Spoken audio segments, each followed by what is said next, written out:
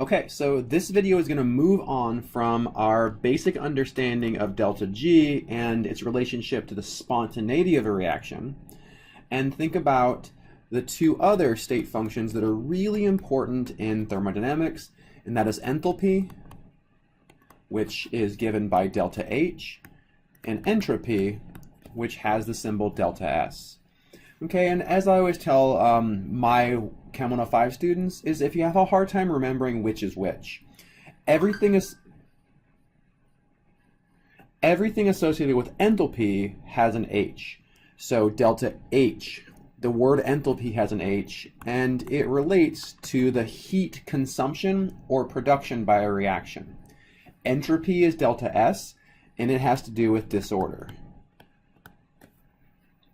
So let's focus on enthalpy first. Okay, so the idea here is that if you have a chemical reaction, which I'm going to show here as this kind of circle, right? So the idea is the chemical reaction is happening in this circle, and if heat is released, that's energy leaving in the form of heat.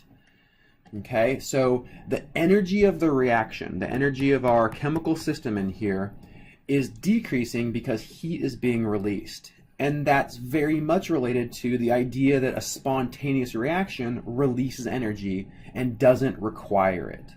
So if heat is released, this corresponds to a change that should encourage or help a reaction to be spontaneous. Okay, so this corresponds to a delta H that's less than 0. We term this exothermic because heat is exiting. So exo, heat exiting. The opposite's true if a reaction is using heat. So if heat goes into the reaction, so if you grab it and if you grab this reaction and it's cold, it's cold because the reaction is removing heat from your hand. This corresponds to a situation where you're increasing the heat of the reaction. So the enthalpy goes up, heat of the reaction goes up. Okay, and this is a delta H that's greater than 0, and this is endothermic. Endothermic because heat is entering the reaction.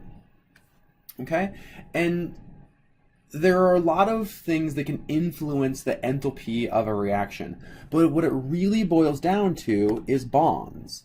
So the enthalpy of a reaction really boils down to the presence and the strengths of bonds or intermolecular forces.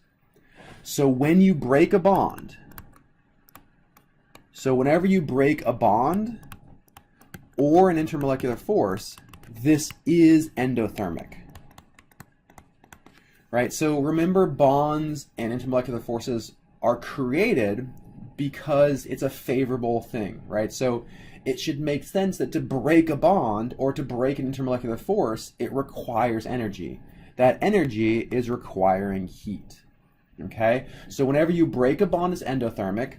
Whenever you form a bond or intermolecular force, this is exothermic. So breaking a bond, endothermic. Making a bond, exothermic. Okay? And a really easy way to think about this is think about the transition of liquid water into a gas. Right? So boiling water. We know that boiling water requires us to put it on a burner. Right? You have to put the pan with water onto the burner to get that water to boil. That heat that you're giving it is consistent with the idea that that reaction is endothermic. And that heat that you're giving it in the endothermic reaction is going to break the intermolecular forces between water molecules in this solution. Right? So we know the water is held as a liquid because of the presence of intermolecular forces. So to get this to transition into a gas, we have to break these intermolecular forces. That requires heat. That's endothermic. Okay? Entropy boils down to disorder.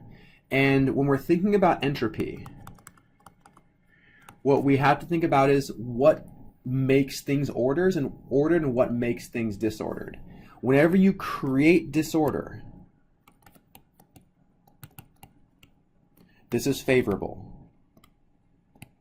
Okay, so creating disorder is favorable. It's favorable because delta S is increasing.